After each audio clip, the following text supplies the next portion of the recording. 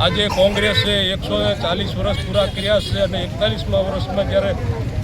કોંગ્રેસ જ્યારે જઈ રહી છે ત્યારે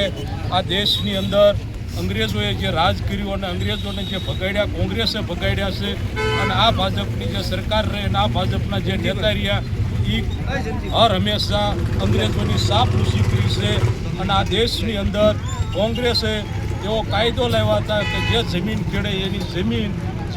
જે રહે એનું મકાન આ કોંગ્રેસે આ મકાન અને જમીન જે અપાવી હોય તો કોંગ્રેસે અપાવી છે અને આ ભાજપની સરકાર જે રહે આ કોઈના હાથ બહારના પાનિયામાં પણ આ ખેડૂતના નામ રાખવા માગતી નથી એટલે મેં આ ભાજપની સરકાર સામે વિરોધ કરવી છીએ અને આજની તારીખે આ વિછિયાની અંદર આજે કામદારોનું સન્માન કરવામાં